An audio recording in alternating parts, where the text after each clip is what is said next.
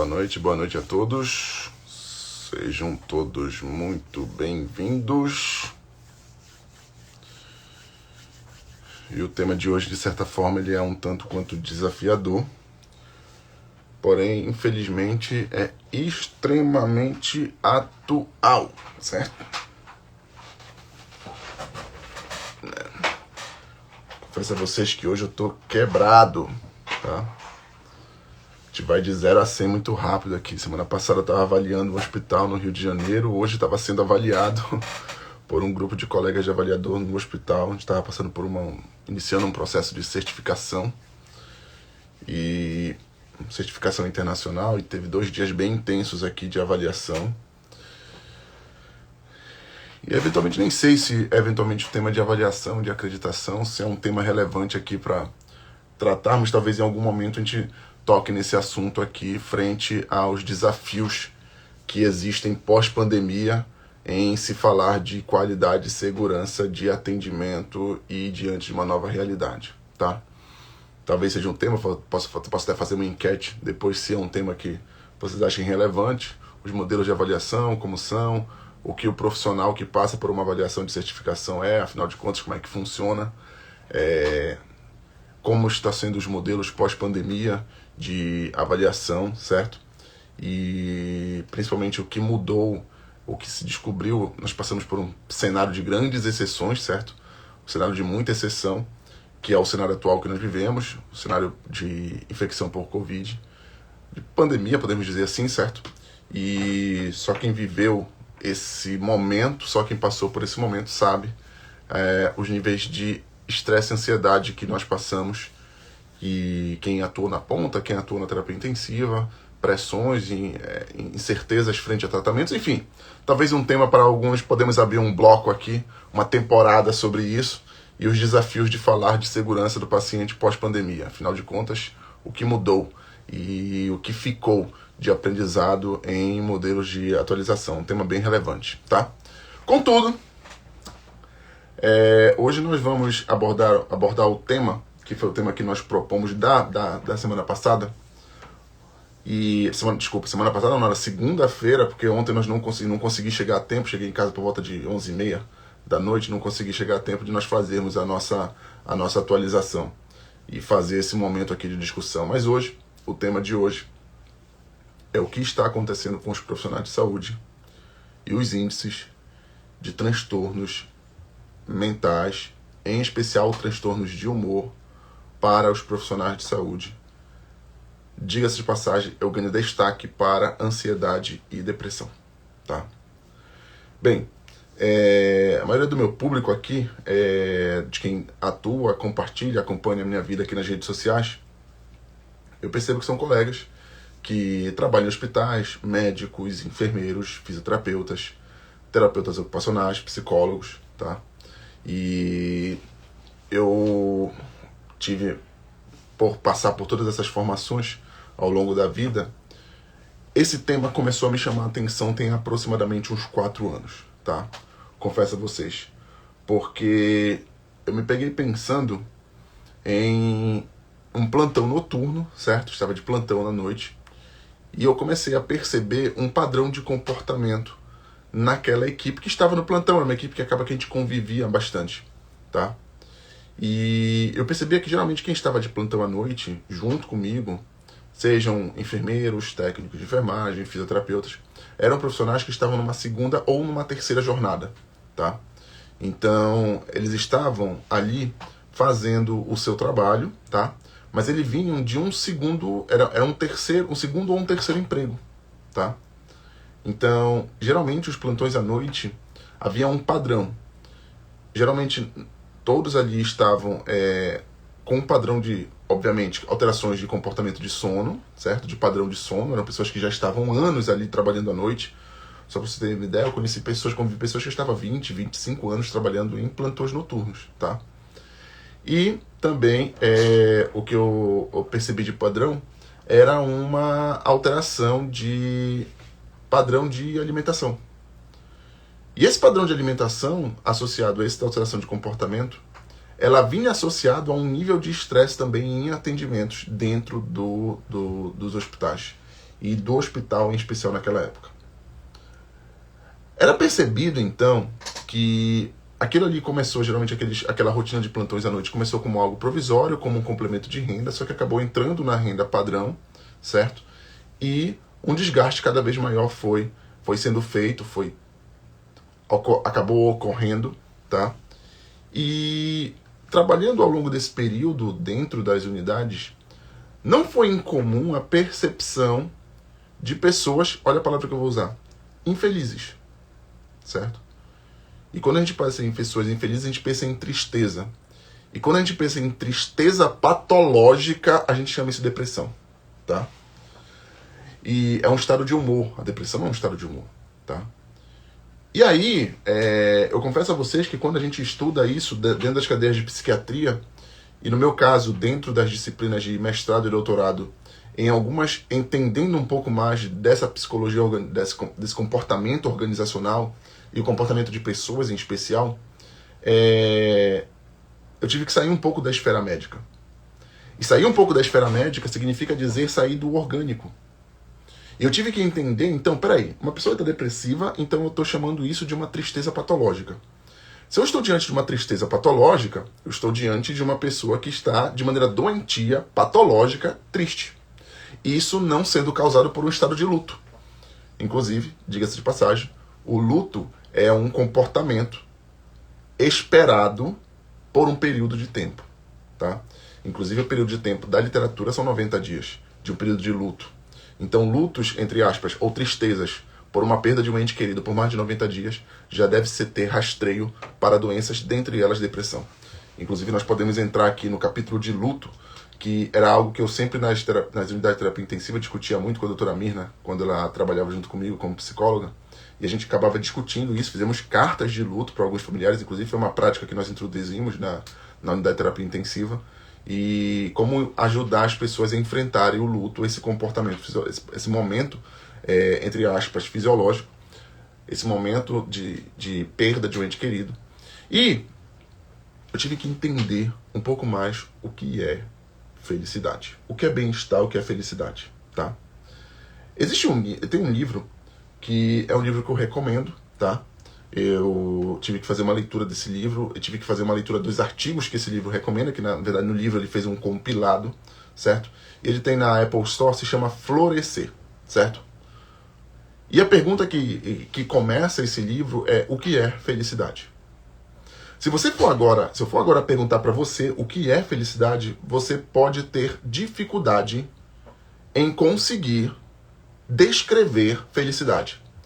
Geralmente você vai se lembrar de momentos onde você esteve feliz, mas você não vai conseguir conceituar felicidade. E esse exercício de conceituar felicidade é exatamente de onde está a base primordial de um pensamento ou de uma situação de risco para depressão e estados de tristeza em profissionais de saúde.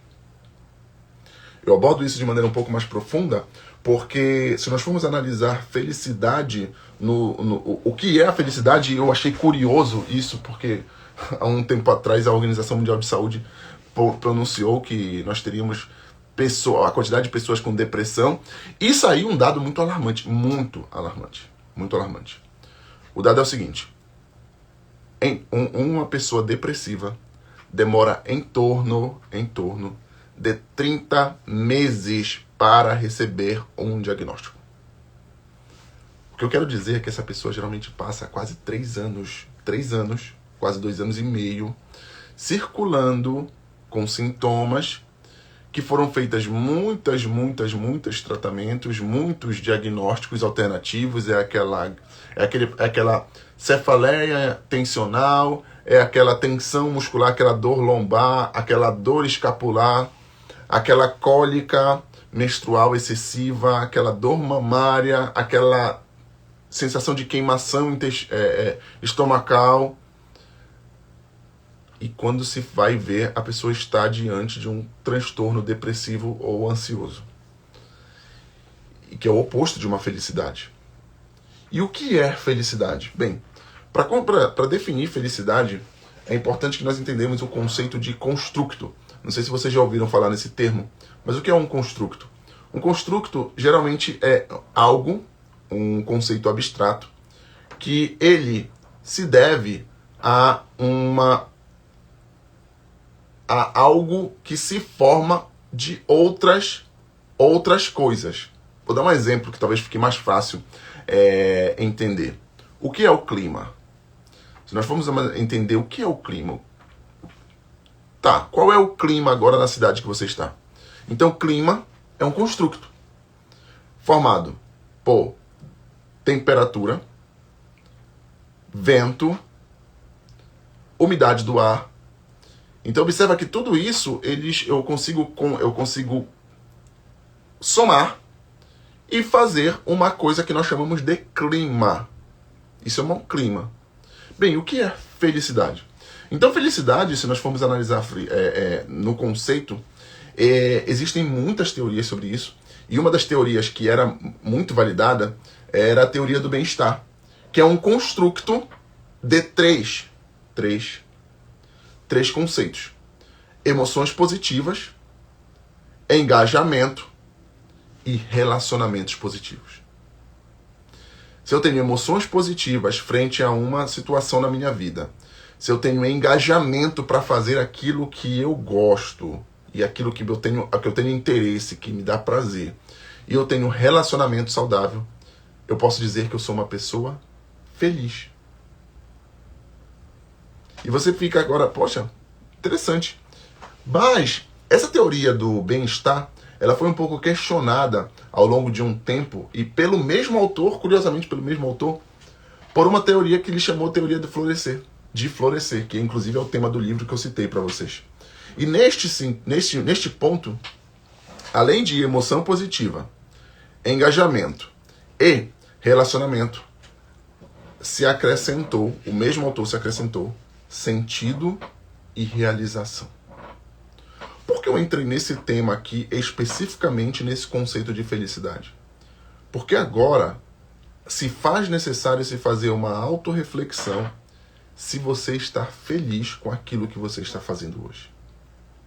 Com a profissão que você tem, da forma como você está trabalhando. Você está feliz? A sua profissão, o momento ao qual você trabalha, você está hoje atuando, as suas horas mais nobres do dia, ela está levando você a ter emoções positivas. Você tem engajamento nas suas realizações. Você tem relacionamentos positivos no seu ambiente de trabalho. Você tem sentido naquilo que você faz e você se sente realizado. E por que eu entrei nesse tópico aqui? Porque, sinceramente falando, este aqui talvez seja o principal motivo de pessoas estarem abandonando as áreas de saúde de sua formação básica. O que é que se percebe de maneira muito clara? E eu percebo isso de maneira muito clara. Eu tenho hoje médicos que não querem ser médicos. Eu tenho enfermeiros que não querem ser enfermeiros. Eu tenho fisioterapeutas que não querem ser fisioterapeutas. Eu tenho terapeutas ocupacionais que não querem ser terapeutas ocupacionais. Eu tenho psicólogos que não querem ser psicólogos. E isso tudo está levando a um ponto bem delicado. Que por esse profissional não estar feliz, o ambiente, a cultura da sua equipe não tem como ser feliz. E sempre eu coloco isso com uma culpa no outro e não uma introspecção em relação à minha expectativa realidade da minha profissão. E o que é que eu falo sobre expectativa realidade? Hoje, eu percebo que profissionais de saúde, eles têm dificuldade, grande dificuldade, em receber críticas durante a sua formação e durante a sua atuação. E, em especial, a serem questionados em relação à sua atuação técnica. E por que eu digo isso? Porque quando nós abordamos temas onde, como nós viemos trabalhando esses dias, como cuidados paliativos, abordagens de familiares, entender o que isso é uma competência, tudo que eu queria de uma família, às vezes, é um muito obrigado. Tudo que eu queria, às vezes, do meu líder é que ele me reconhecesse. Tudo que eu queria, às vezes, é ter realização no meu ambiente de trabalho. E hoje, a maioria dos profissionais não tem isso. Não tem isso. Se trabalham hoje em grandes redes, em grandes hospitais, se trabalham hoje em clínicas, e eu vejo hoje uma grande migração de profissionais da ponta para áreas administrativas, querendo ser administradores e não mais enfermeiros, querendo ser administradores e não mais médicos, e com todo respeito a essa parte administrativa que se tem hoje no hospital, ou em outras condições clínicas, ou em outras condições. Mas o fato é que nós hoje deixamos de ser profissionais de saúde. Este é o fato. E, infelizmente, isso aconteceu, e isso está em uma busca desenfreada por situações, experiências e paixões que, sinceramente, não levam a lugar nenhum. É curioso ver isso, porque acaba que, ao analisar de maneira muito mais profunda o que está acontecendo, eu vejo que as famílias também percebem que os profissionais não estão satisfeitos. As famílias percebem que nós não temos uma satisfação naquilo que fazemos. Porque simplesmente o motivo pelo qual eu devo estar ali, que é o cuidar do paciente, é algo que nós não queremos fazer. O que acontece se você tem um número de pacientes e você olha só que coisa curiosa. Geralmente, nós classificamos os plantões e as atuações dentro dos hospitais pelo número de pacientes que nós atendemos. E se nós tivermos um número maior de pacientes para atendimento, geralmente isso nos traz sensação de infelicidade. Nós festejamos quando não tem paciente. Vocês estão fazendo ideia? Vocês já perceberam? A equipe de vocês, ou vocês mesmo, em algum momento, de maneira interna, você ficou feliz porque não tinha paciente para atender? Simplesmente porque não tinha quem atender, ou tem um número pequeno de pacientes? É curioso isso. Porque só por esse ponto aqui, nós conseguimos nos pegar e perceber que o ponto inicial do construto felicidade hoje já não existe, que são emoções positivas. Eu simplesmente não tenho mais emoções positivas ao realizar aquilo ao qual eu tive uma formação. E aqui eu me direciono de maneira bem especial aos colegas enfermeiros. E eu falo de maneira muito pontual com ele. Se tem uma profissão de todas as da área da saúde que tem maior contato com o paciente e que tem a maior responsabilidade pela experiência do paciente, é o enfermeiro. Porque em termos de horas de trabalho, é o que passa mais tempo com o paciente. Simples assim. Simples assim. E sinceramente, pessoal, eu acho que nós devemos também fazer determinadas reflexões sobre essa situação de medicina por amor. Vejo tanta gente medicina por amor, pessoal. Por que você fez medicina? Ah, porque eu gosto de paciente. Mentira. Se você gostar desse paciente, você ia fazer enfermagem. Simples assim, tá? Porque a enfermagem tem o maior contato com o paciente. Das profissões da área assistencial, é o enfermeiro que faz todo o plano de cuidado do paciente, o plano individualizado de cuidado, a prescrição de enfermagem de cuidado. De cuidado. Inclusive, Florence, quando desenvolveu a primeira UTI, digamos assim, na Guerra da Crimeia, ela desenhou ali uma unidade de cuidado intensivo.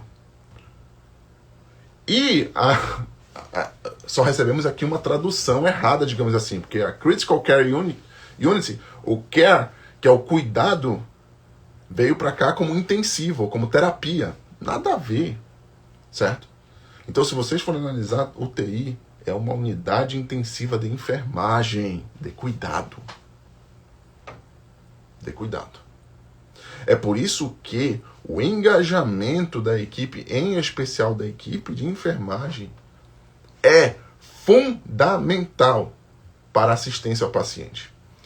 Eu finalizo aqui, pessoal, e com uma reflexão sobre exatamente esse ponto e já entrando num tópico de propósito da saúde. Existe uma parábola que está no livro de Lucas, capítulo 10, que fala da parábola do bom samaritano, certo? E nessa parábola é muito curioso ver a reflexão que Jesus se compara. Ele fala aqui, ele conta uma experiência ali, que houve um questionamento dele de quem era o meu próximo. Afinal de contas, quem é o meu próximo? Com quem eu vou cuidar? Havia esse questionamento entre os judeus ali da época, que o mandamento era ao próximo. E ali naquele questionamento, então os judeus voltaram para Jesus, tá? Amar o seu próximo como a si mesmo. Perfeito, entendemos. E quem é o meu próximo? Talvez para nós não faça muito sentido essa pergunta, mas olha só a reflexão que foi feita lá de maneira muito capciosa pelos judeus. Que ele pergunta agora, ele volta para Jesus. Entendemos, Jesus, temos que amar o nosso próximo como a nós mesmos. É um segredo de relacionamento, tá? Ter emoções positivas com o meu próximo. E a pergunta agora que vem é, quem é o meu próximo? Então, ao fazer essa pergunta para Jesus, Jesus conta uma história de um bom samaritano. Onde tinha uma pessoa que passou por um samaritano, que era um povo inimigo dos judeus, passou por uma estrada de barro, e nessa estrada ele foi assaltado. E ficou a uma situação de quase morte. Tá? Deixa eu ver se... Para não me cair em detalhes, eu vou pegar aqui a Bíblia que eu tenho aqui, ó. Aqui uma Bíblia. Tenho aqui. Está aqui em Lucas capítulo 10. O bom samaritano. E aí tá aqui o versículo 30, que Jesus fala. Jesus prosseguiu dizendo, certo homem descia de Jerusalém para Jericó e veio a cair em mãos de salteadores, os quais, depois de lhe roubarem e lhe causarem muitos ferimentos, retiraram-se, deixando semi-morto. Ou seja, a pessoa, o homem que descia de Jericó, ficou semi-morto na estrada, politraumatizado.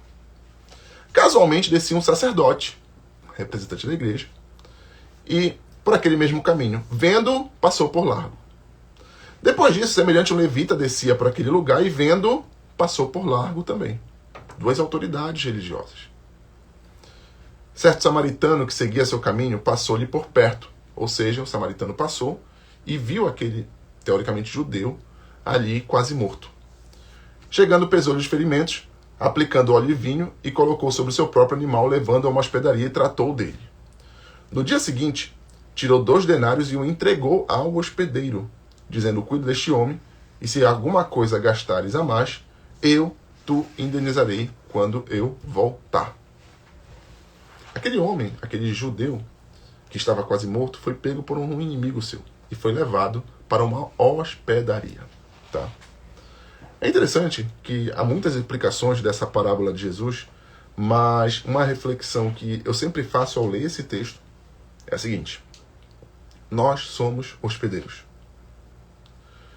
E uma das coisas que mais me incomoda dentro de uma unidade de terapia intensiva, quem trabalha em unidade de terapia intensiva, e quem trabalha em unidade de terapia intensiva comigo sabe, é quando nós temos uma pergunta, de quem é esse paciente? E não é incomum nós escutarmos de profissionais de enfermagem, e eu vejo isso em boa parte dos hospitais do Brasil, uma resposta clara: esse paciente é do fulano de tal.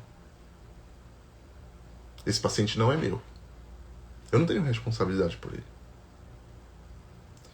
Acontece que, nessa reflexão aqui bíblica que nós estamos fazendo hoje, que acabou que entramos nesse tema, dentro desse conceito de felicidade, porque, na minha concepção, é impossível você ser feliz sem ter um relacionamento íntimo com Deus. Não tem como. Tá? E diante disso, diante desse momento, desse engajamento aqui, desse momento que você lida com esse profissional que chegou numa hospedaria, você se comporta como um hospedeiro. Uma pessoa ficou sob seus cuidados. Você recebe 2 denários por isso. Você recebe um salário por isso. Esse salário foi acertado e você concordou com ele. Eu não estou dizendo quanto foi a sua hora, se a hora é justa de fisioterapeuta, de médico, de técnico de enfermagem. O fato é que existe um salário. E aqui vem o principal ponto. O principal ponto é que na mesma parábola, no versículo 36, que talvez seja a grande reflexão, após pagar os 2 denários, o samaritano fala para o hospedeiro a seguinte frase: tome 2 denários para cuidar desse paciente. E se você gastar algo a mais, quando eu voltar, eu te indenizarei. Eu pagarei mais. O que eu quero falar para você hoje, e talvez seja esse grande ponto aqui sobre felicidade, construto e tudo mais, de profissionais de saúde, é que sempre você vai gastar mais cuidando de um paciente. Independente de quanto você receba, de quanto seja o seu salário. Sempre vai ser mais. Porque ninguém vai repor uma noite de sono sua, onde você teve que reanimar um paciente. Ninguém vai repor um domingo que você passou sem seus filhos ou sem seu marido. Ninguém vai repor um dia que você eventualmente foi trabalhar, não sentindo tão bem, podendo ficar descansando, mas você foi trabalhar. Mas a promessa bíblica é que se você gastar algo a mais, o bom samaritano irá recompensar você quando ele voltar. Então, diante disso, e diante cada vez mais dessas reflexões sobre bem-estar, o que eu queria e o que eu proponho que você faça na sua vida é, se você está atuando em uma profissão e que você entende que essa profissão é uma profissão santificada. Às vezes é um clichê falar que as profissionais de área de saúde são sacerdotes. São. Eu, inclusive, vocês já viram claramente que eu sou contra a narrativa do herói. E sou. Porque, na verdade, nós não somos heróis. Nós somos servos. Tá? Nós somos servos e recebemos um salário. Um salário que foi acertado por nós. E nós acertamos e recebemos um salário. Que não vai ser suficiente. Nós perderemos saúde. Só para você ter uma ideia, não sei se vocês sabem disso, mas profissionais de saúde mulheres, foi feita uma pesquisa no CREMESP, um levantamento, na verdade, até o ano 2017. E visto que mulheres médicas vivem, em média, 20 anos a menos que mulheres normais, digamos assim. O mesmo se aplica a enfermeiros, o mesmo se aplica a biomédicos, o mesmo se aplica a fisioterapeutas. Saiba que há um risco de você viver menos. E é por isso que esse canal de discussão aqui é um canal de discussão para que você tenha vida e tenha vida em abundância, certo? De apresentar modelos ao qual, diante de tanto estresse, tanta ansiedade, tantos momentos que nós possamos ter uma certeza de que estamos fazendo um bom trabalho e de que somos vistos por isso. Você pode se sentir não visto por isso, mas você está sendo visto por isso, tenha certeza. Porque o próprio Deus vê isso. E é nessa fé que nós devemos nos apegar. Então, não se você tiver alguma dúvida, se você tiver alguma sugestão de tema, pode enviar para o nosso canal.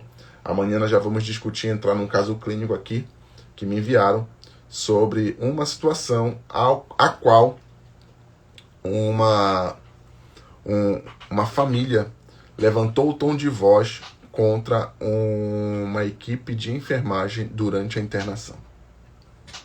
E aí, como devemos nos comportar diante disso? Contra agressões, ou como agressões, certo? Então amanhã vamos discutir isso, certo? E vamos nos posicionar frente a isso, frente a agressões verbais e, claro, físicas, que podem acontecer dentro do ambiente de trabalho, e eu vou contar algumas experiências para vocês sobre isso, certo? Como a equipe assistencial deve se posicionar. Valeu, pessoal, tenham uma boa noite e até mais. Tchau, tchau.